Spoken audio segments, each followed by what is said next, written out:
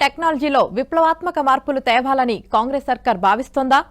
IT సేవలను జిల్లాలకు విస్తరించాలన్న ఆలోచనపై ఆయా కంపెనీ యజమానుల స్పందనేంటి? ఆర్టిఫిషియల్ ఇంటెలిజెన్స్ టెక్నాలజీని జిల్లాల్లో డెవలప్ చేయాలని ప్రణాళికలు రచిస్తోందా? స్టార్టప్ కంపెనీలకు ప్రోత్సాహకాలు ఇస్తే స్థానిక యువతకు పెద్ద ఎత్తున ఉపాధి లభిస్తుందా?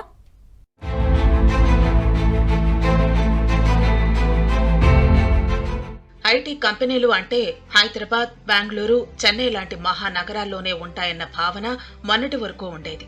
అయితే ఐటీలో విప్లవాత్మకమైన మార్పులు తెచ్చేందుకు గత సర్కారు జిల్లాల్లోనూ ఐటీ టవర్లను నిర్మించింది. టవర్లనైతే నిర్మించింది, కానీ అందులో మౌలిక సదుపాయాలు, స్టార్టప్ కంపెనీలకు ప్రోత్సాహకాల విషయంలో నిర్లక్ష్యం చేసింది.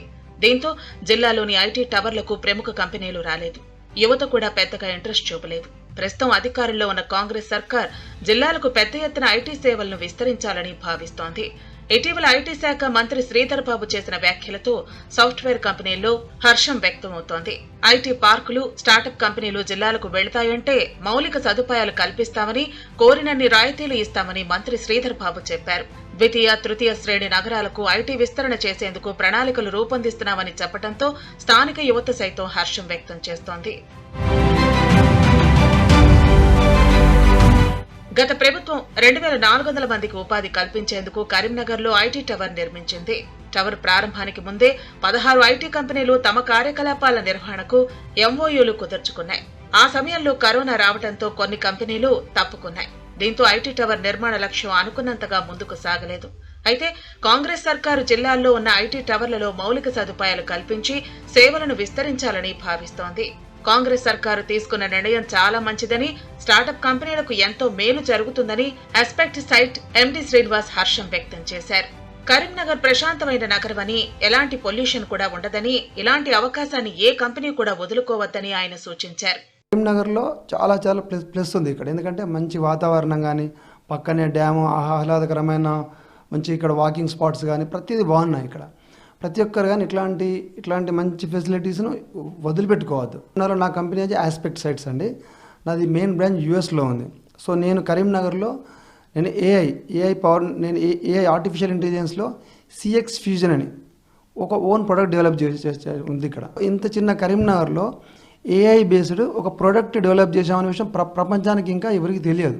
సో ఇట్లాంటి వాటిని కూడా మాకు కొంచెం గవర్నమెంట్ సైడ్ నుంచి కూడా మేము చేసేది ఏంటి, మాకు ఎలా ప్రోత్సహించాలి, మాకు ఎలా సపోర్ట్ చేయాలని చెప్పాలి. ఇప్పుడు కొత్తగా వచ్చిన జోనల్ మేనేజర్ మేడం గారు ఉన్నారు. చాలా హ్యాపీగా చాలా బాగా సహకరిస్తున్నారు మాకు. కూడా already Sridhar Babu sir already మన కాల్ చేసి చెప్పారు, విత్ ఇన్ షార్ట్లీ నేను ఐటీ టవర్కి వస్తాను, మీకు ఏది ఉన్నా ఏ ఇష్యూస్ ఉన్నా నేను మీకు సాల్వ్ చేస్తాము.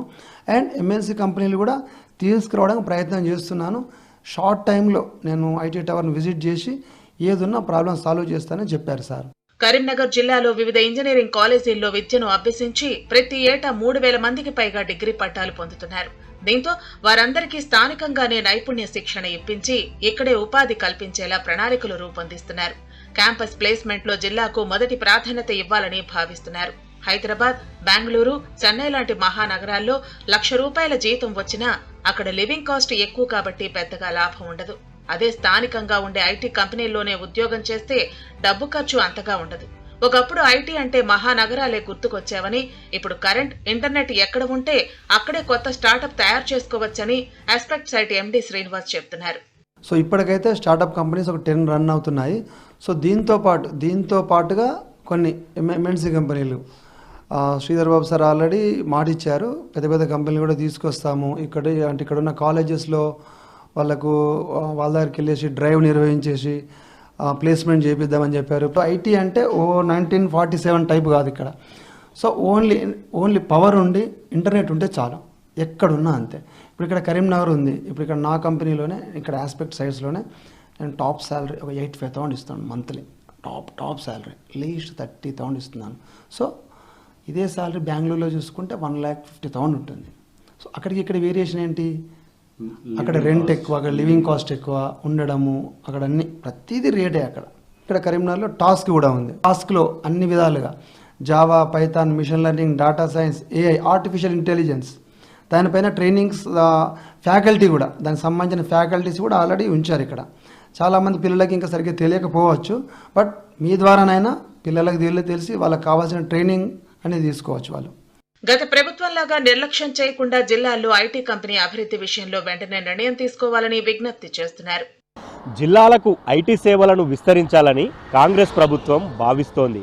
పెద్ద పెద్ద కంపెనీలను జిల్లాల్లో ఉన్న ఐటీ టవర్లకు తరలిస్తే స్థానిక యువతకే పెద్ద ఎత్తున అవకాశాలు లభిస్తాయని భావిస్తోంది. ఇటీవల మంత్రి శ్రీధర్ బాబు చేసిన కామెంట్లతో అటు జిల్లాల్లో ఉన్న యువతతో పాటు ఐటీ కంపెనీల్లో కూడా ఆనందం వెల్లివిరుస్తోంది. తగిన ప్రోత్సాహకాలు, రాయితీలు ఇచ్చి ఐటీ కంపెనీలను ప్రోత్సహించాలని ఐటీ కంపెనీలో ఉన్న యజమానులు కూడా కోరుతున్నారు. ప్రభుత్వం ఆ దిశగా చర్యలు చేపడితే అటు యువతకు ఇటు ఐటీ కంపెనీస్కి మంచి అవకాశం లభిస్తుంది.